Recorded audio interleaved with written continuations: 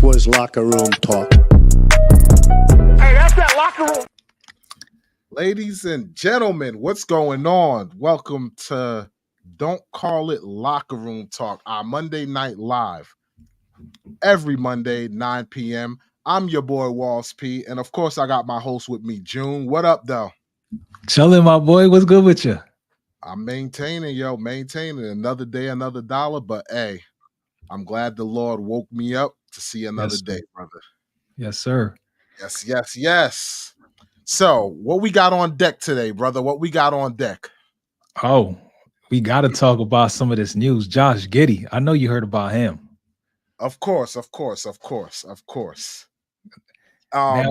Go ahead. Go ahead. Lead us in. Now, with the whole, it was your show this morning when I was listening to it and you started speaking about it. I'm like, oh.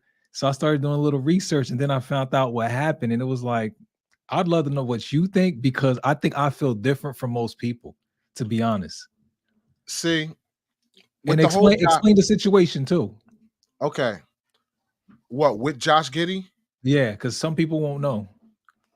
Pretty much with Josh Giddey, it's alleged that he had basically relations with an underage girl. And they're saying there's pictures and all this other stuff or whatever, but right now, since the NBA is investigating it, I understand why he's hush and not saying anything about it. So that I understand 1,000%. And until the facts and everything come out, we can't really say much on that particular topic.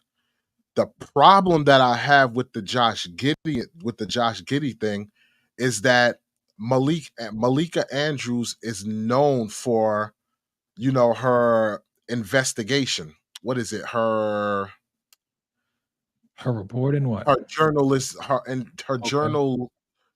journalism investigation. And she specifically covers the NBA, right? So when Ime Udoka situation, unraveled and everything like that, she was on there bashing them, bringing everything up. The same thing with the Celtics. Who was it? The Celtics' new coach, Joe Mazzulla. He brought up his checkered past. On draft night, she brought up the player that was drafted to, what is it? Was it the Hornets? I think his name was something Smith. Brandon Miller. On draft night, Brandon Miller. That was the college kid who was in proximity of a murder case and everything, and he wind up, being exonerated and all that. And she brought that up during, his him being drafted or whatever. And people are like, yo, what is this woman doing? The thing that all these people have in common is that they're all African American or black or whatever the case may be.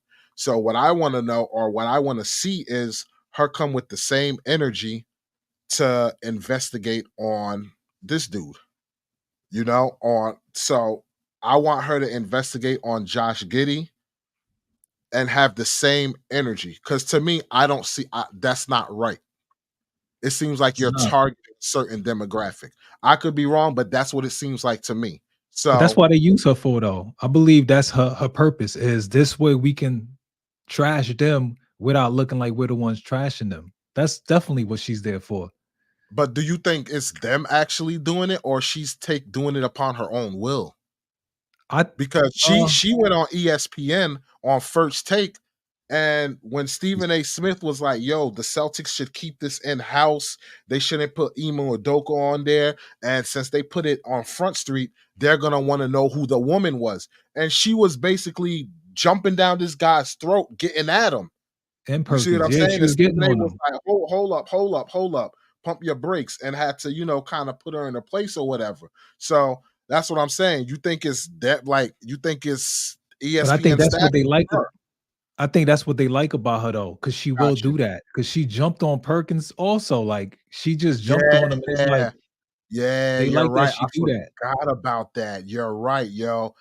Whew, that altercation with Perkins too was serious, man. Like, don't forget, they didn't get rid of her, but they demoted Rachel Nichols Why? Because they was under some type of investigation for not really promoting black people, not black people, but they wasn't really giving black people equal opportunity. So ESPN was trying their Mm, hardest to like, because they know they dirty.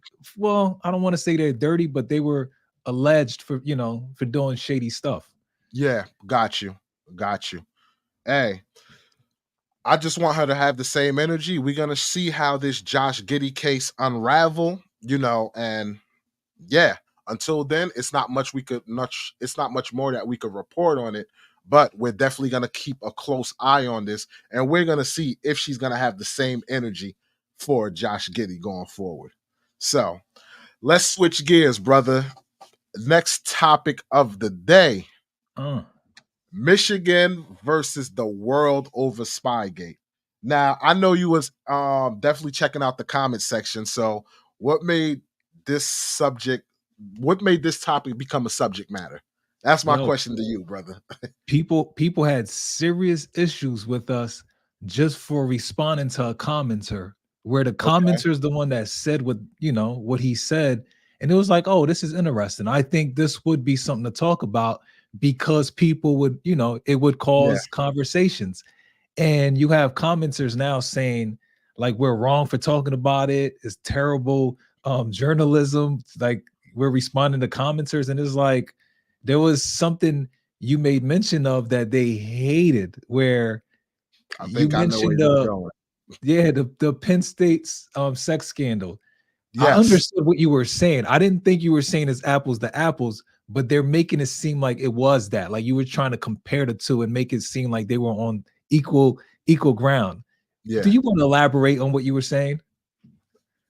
This is what I will say. Um Comparing it to the scandal, it's definitely not apples to apples. And I can see where people would have their panties in a bunch, so to speak, because you got one that's a criminal act and one that's just, illegal as far as the NCAA's rules. So I get that dynamic. Could I have had a better comparison? Absolutely. I could have brought up, what is it, the Patriots with the Spygate and everything like that. I could have did that. So I can understand them having their panties in a bunch, but I was definitely not trying to compare them as apples to apples. But with that being said, I do stand firm on the year ban. The reason why I stand firm on the 5-year ban is because you need to make sure other teams do not follow suit. Why is that? Because if you're telling me I run a college program and I can do this and gain an advantage in the next, like, 3 years in, my team is kicking butt and taking names, and the only thing I get is to be suspended for 3 games, and I still get to contend for the championship. Yo, that's a win-win for me. Mm. That's gonna make me look good. That's gonna make my program get all the 5-star recruits because we're winning. So I'm gonna look at it as, yo, this is just a slap in the wrist for building up this program to where it is after what I did. You need to make an example so that people don't do this. And what's the domino effect of them benefiting off of this, right? It's gonna make players seem better than they actually are because they basically have the playbook to what the other teams are doing. Then when they go to the NFL and it doesn't translate, it's like, yo, this guy was a stud in NCAA. Why is it not translating, so to speak? So now you got teams who are drafting these kids getting duped. Not to say that that's going to happen in all cases, but that's still a possibility. And again, it's still not fair to the other programs who is doing everything by the book. So that's why I say, yo, you got to hit them heavy to make an example to deter other programs from doing this.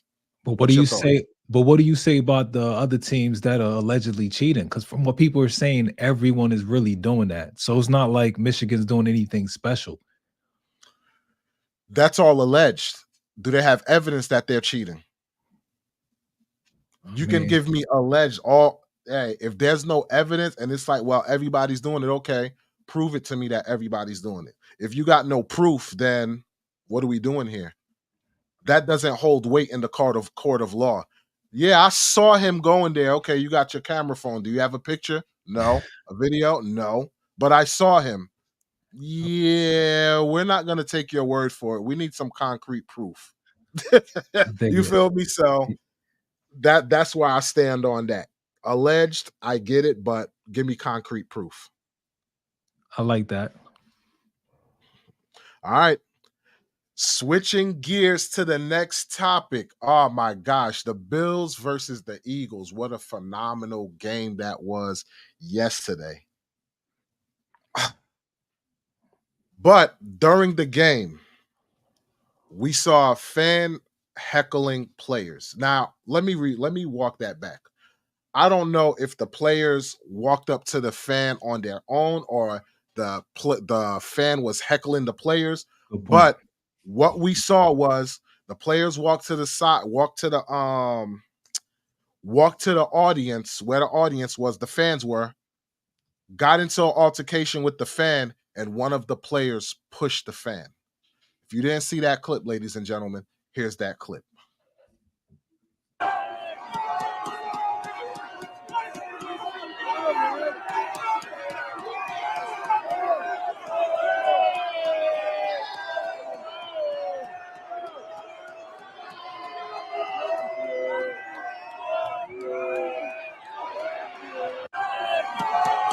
See it one more time. He wilding though.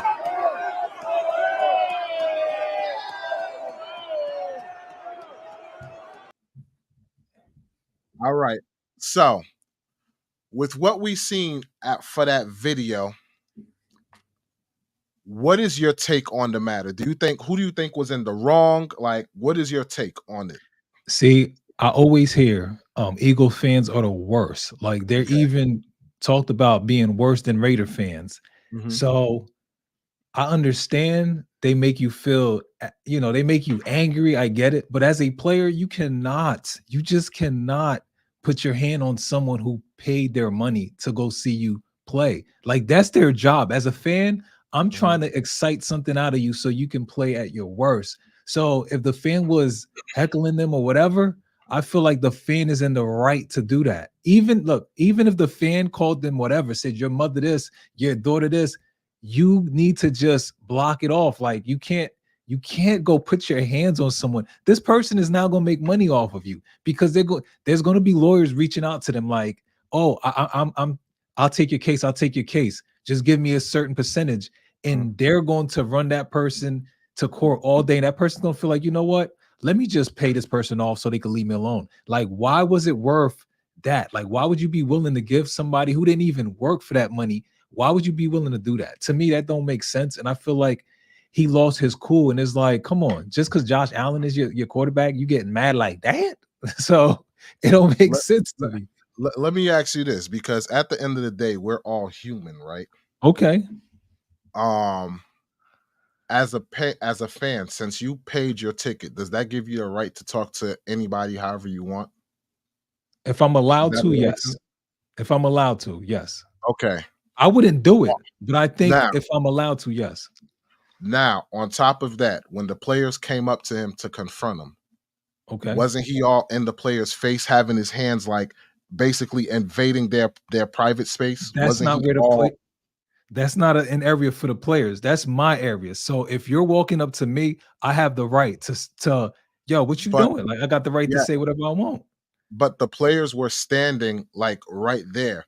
The fan was the one who was over the barrier with his hands, like trying to be all up in their grill. Am I right? Am I wrong? I think you're wrong. You're telling me just you could just come up to my car window as a McDonald worker and get all in my face, and I can't do anything because you're like, no, get away from my car. Like, what is you doing? Like, I may spit on you. Like, move away from See, my car. I don't know, man, because if you're a fan and you're all in somebody's face like this talking crap, I have the right to say I kind of fear for my life. I don't know if you have any weapons. I don't know what you may have on you. I don't know. Then Look, why are you walking up to me? you Why are you said what? walking up to me? Why are you walking up Yeah, to me if you I don't know what walked I up have? to you to confront you because you was talking. And But you then don't when have I the see right to you do all that. like this in my grill, pushing yourself closer to me, that's like trying to hawk up to show like, yo, you're a threat to me now. No, that's like the big brother. I'm not touching you. I'm not touching you. I'm not touching you. It's like, bruh, like that's what but that's like. but is there such thing as your private space though? Yes, and they came in their private space. Like, you can't come in my space. Like, I'm at the But game how? and you walked up But to me. but how if there was a barrier right there separating them and the fan was over because the player walked up to him and was like, yo, da da da da. He didn't go over the barrier. He was just there like talking to him like, yo, and the fan went over the barrier. But he doesn't have that right. He has a security guard where he can point him out like LeBron did. Like when LeBron was like, yo, get her out of here. He could have done that, but he felt emboldened to do that. Like, I'm big man. I'm going to do that and scare you and intimidate you. Like, come on. Really? All right. So last question before we switch gears. So what you're telling me is that let me post this up again. So, dag. I shouldn't have canceled the screen. So what you're telling me is that whole space, right? Let me make it full screen. This whole space right here, the players can't go there. That's what you're saying? Not with their back to the field. No. You should not be coming that close. You shouldn't.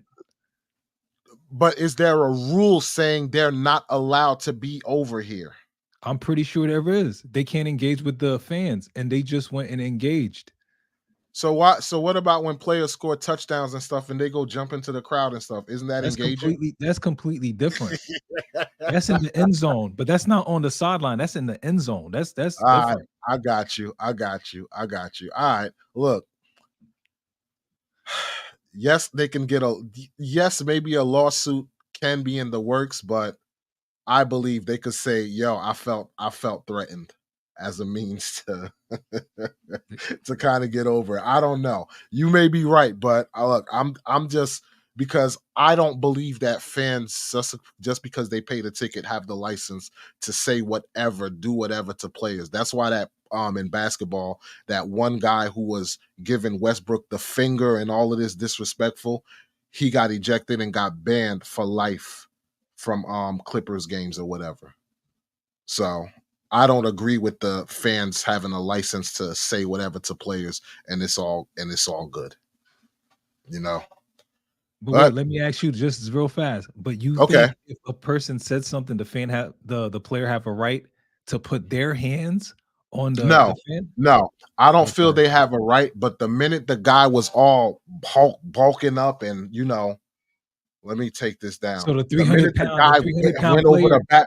The minute he went over the barrier all up in his face, provoking him, the guy had the right to push him away. Like, yo, get out! You're invited. You're invading my space. Okay. If he would have threw a punch, I would have been like, nah, that's not warranted. But to push him away, like, yo, you invaded my space, I got nothing wrong with that. I don't disagree with it. Hit that like button, y'all. Yes, sir. Yes, sir. Smash the like button.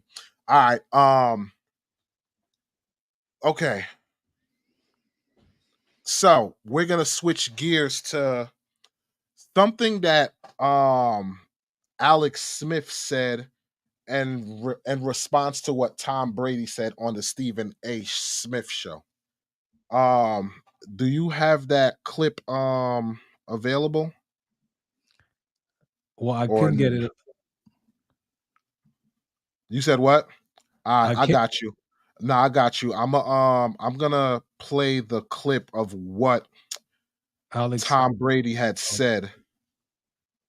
What Tom Brady had said on the Stephen A. Smith show about the league today, which a lot of people are finding, a little bit suspect because they're like, dude, you're literally fresh off of retirement. Mm-hmm. And one could argue, hey, Brady, I know you the GOAT and everything like that, but you kind of benefited from, the way the rules are now and everything. Pretty in today's NFL. I don't see that. Sorry about that. All right, let me play from the beginning. But yeah, some people are saying, yo, you kind of benefited from the exact things that you're saying. So here's that clip. Pretty in today's NFL. I don't see the excellence that I saw in the past. Why not? And why not? Why do you think that is? I think the coaching isn't as good as it was. I don't think the development of young players is as good as it was. I don't think the schemes are as good as they were. I think the rules have allowed a lot of bad habits to get into the actual performance of the game. Mm-hmm. So I just think the product, in my opinion, is less than what it's been. I think guys are competitive. Guys play hard. I look at a lot of players like Ray Lewis and Rodney Harrison and Ronnie Lott and guys that impacted the game in a certain way. And every hit they would have made would have been a penalty, you know, and I your coach is complaining about their own player being tackled and not necessarily, why don't they talk to their player about how to protect himself, how to get rid of the ball, how to throw it, how to run out of bounds, how to get down, how to lower your pad level. We used to work on the fundamentals of those things all the time. Now they're trying to be regulated all the time. You know, I think the offensive players need to protect themselves. It's not up to the defensive player to protect the offensive player. A defensive player needs to protect himself. You shouldn't ask the offensive player to protect him. And I think a lot of the way that the rules have come into play have allowed this. You can essentially play carefree, and then if anyone hits you hard, there's a penalty. And it's very different than how I played. I didn't throw the ball to certain areas because I was afraid players were going to get knocked out. Mm-hmm. That's the reality. Wow. I didn't throw it to the middle when I played Ray Lewis because you knock him out of the game, and I couldn't afford to lose a good player. So guys like that, the only way to beat skill was physicality. And that was a physical sport. You don't get into a boxing match and say, I want to beat you, but I don't really want to hit you that hard. You know, it's up to you. Now the refs there to make sure nothing is done unfairly or, hit below the belt. There's a few rules. Right. I believe that if players have an opportunity to protect themselves, they need to protect themselves. The nerves. So that was what Tom Brady had to say. And a lot of people are like, yo, really, Tom Brady? You just retired. It's not like you retired 10, 15 years ago. You literally just retired last year. So the things that you're saying, one could say you won the Super Bowl in Tampa due to those rules. Mm-hmm. So this is what Alex Smith had to say. Shout out to Check Down Alex. Alex Smith had to say this on the NFL Countdown about Tom Brady and what Tom Brady had to say. Well, about what Tom Brady had to say. Well, Alex, you've been in his position, retiring and then watching the game from a distance. Do you agree with Tom Brady? I mean, a lot here, Sam. Listen, first off, let me just preface this. I love Tom to go, but you don't need to say that. But you need to say it. Just get him. First off, he hasn't been retired that long. He was just playing. Like, he just won a Super Bowl in the current game. Like, is he discounting that one? And then my biggest complaint with this, and no offense to you guys, well, all three of you guys, he played in the most uncompetitive division, I think, in NFL history. I mean, you come out of training camp, the biggest cupcake division, you got a ticket to the playoffs right away. Like, talk about mediocre. Like, I completely disagree with this. I know he's referencing the rule changes over the middle to the receiver, but in my opinion, I think the game's gotten better. There's more parity across the league. Quarterback play is at an all-time high, I think, across the league. Like, the best, you've got the best athletes playing the position. We didn't have this 30, 40 years ago. And then I also, listen, he's referencing also that offense is down, right? Like the numbers this year. To me, I kind of think we're in a golden age of D linemen. Who do you agree with more, Tom Brady or Check Down Alex? See, I don't like what Tom Brady said, but what he said is more true than what, like, the game's not in a better place to me. It's safer for our kids. If our kids are going to play football, we like that, but it's not better. We love seeing Ray Lewis smash somebody like Brian. Come on, we loved it. So I agree more so with Tom Brady. It's just I didn't like what he said because him and Gronk was trying to get rules changed. They were trying to get the rules changed where make it safer. People being defenseless. So for him to say that, I think he's being phony. He did benefit from the games. Come on. He did. I definitely agree with what Tom Brady said, because Check Down Alex, with him saying, the offense is this and this, that, and the third. Yeah, they made the game more offensively, more offensively friendly. so receivers can get open and stuff like this. Like now you got to catch the ball before they could put their hands on you and all this stuff. The rules are different. So of course you're saying quarterback and offense is flourishing because of the simple fact that the rules are that much lighter. But Brady was on point with what he said, but at the same time, you benefited from what they said, from all those rule changes. And with that being said, if you're gonna say, "Oh, it's a lot softer," this, that, and the third, then you should have also said, "Hey, I'm not gonna lie, I benefited off of this." But you didn't say anything. You made it seem as if you played during the years of Joe Montana, where LT was basically having the quarterbacks leaving out in stretchers and stuff like this. So that's the only thing that I will say as far as Tom Brady. But why you think he said that? Who? Brady. Why I think Brady? Why you think he said it? I think, to be honest with you, I literally think he said it now that he's out of the game. He could speak about it however he chooses now. And I think it's to set a trend that I'm the GOAT, and if anybody beat my record or whatever the case may be, it's because the rules are that much softer. Yes, that's what I think. Yeah. He's being smart. Exactly. I know we press for time here, so we're gonna run through quick question with the Lions, because on Thanksgiving, the loss that they did against Green Bay was it was surprising to me. I was shocked, and I'm pretty sure a lot of people was surprised with the way they lost. Now, we all know they do have a top record in the NFC. Do you believe that the Lions are contenders or pretenders after what you saw on Thanksgiving Day? Pretenders. And let me just run through it real quick. Yeah.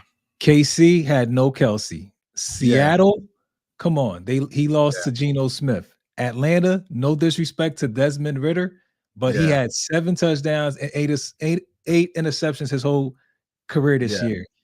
Jordan Love, he was trying to get his feet wet when they played. That's who he beat. Carolina, they just fired their coach Frank Wright. Tampa, come on. Mayweather just got into the house. So Tampa is kind of trash. Baltimore blew them 38-6. They scored no touchdown. Raiders, Chargers, Bears, I can't give them respect for that. And Jordan Love just put his whole knee in their butt. So I feel like, you know what? I can't really look at them like they anything. Who did y'all beat? Me either. And a lot of people saying for the Lions to go further in the playoffs, they need home field advantage. I don't care if they have home field advantage against the other top teams. I see them as pretenders. I do not see them as legit contenders. Don't get me wrong; they do got some nice receivers and everything. Amon-Ra, that boy is bad, but they're just too inconsistent for me. Too inconsistent. So I don't see nothing spectacular with the defense off. They're just too inconsistent. So pretenders for me. So we agree on that. But at the beginning of the year, though, I thought there was going to be something, to be real. I did too. I'm not going to front, but I'm not impressed. Not impressed. All right. Final topic of the day. Dak Prescott had a hell of a game yesterday. And also Josh Allen had a hell of a game yesterday, which made my boy hit me up like, yo, Dak Prescott threw 4 or 5 TDs yesterday. What's up with your boy Allen? He threw an INT. Yes, you're right. So, with that being said, do you still stand firm on Dak is better than Josh Allen? Absolutely. And since I don't have time, I'm not even going to explain it, but I absolutely do believe that. Look, all I got to say is, man, I believe Josh Allen is better than Dak Prescott. The ceiling is higher. You're going to get more touchdowns. And I understand you're saying Allen's going to throw a lot of INTs, but we can't front that Dak Prescott been leading the league in INTs as well. The man led the league last year in INTs and only played 12 games. 12 games and led the league in INTs. That speaks volumes, brother. I mean, But you go ahead, say whatever quick rebuttal you gotta say on it, whatever. But we gonna get into this later at a later date. We gonna get into this. Go ahead. yeah. No, I'll save it. I just know Dak was coming off injury, so I can't put it on him. Not last year. Not last year. Last year was his first year back from his injury. No, it wasn't, because he played the year in 2021. He played a full season then. Nah, that's when he got hurt. He got hurt like last year. He even got hurt last year too. Hurt in 2020 when he only played 9 games or 5 games or something like that. And then he came back the year before and played. And then last year was his full year that he played. I mean, I would have to check that. I don't see that one. All right, y'all heard it. He gotta do some research. I mean, before he gets some hot L's. I got the research. If we're gonna go over, I got the research because when we talk playoffs, I can't give Josh Allen no love for his playoff games. None. Look. When it comes to Dak Prescott, you must unlearn what you have learned. That's what you must do. You must unlearn what you have learned. All right. Hey, I won't even speak on it because I'm gonna save that when I could speak. I know we gonna get into it. With that being said, ladies and gentlemen, that concludes our Monday night show. I hope you guys was entertained. Definitely don't forget to smash that like button, share it amongst your friends. Don't forget to catch us every Monday at 9 o'clock to 9:30. We're gonna be working on 2 more programs during the week. And once we have it concrete, we will let you guys know. But there are going to be 2 additional live shows that we're going to do during the week. Once we get it set in stone, you will definitely be informed. So subscribe to the channel so that you can stay alert. Check the community panel. And with that being said, anything else you want to say before we sign off, June? Yeah, Dak Prescott's better. He has more touchdowns and less interceptions. I hear you, brother. I hear you. Listen. Stop the cap. All right. With that being said, ladies and gentlemen, we will catch you on the next one. You heard my talk. You heard June's talk. But, hey, don't call it locker room talk. Hey, that's that locker room talk right there. We will catch you on the next episode. Peace. Hey,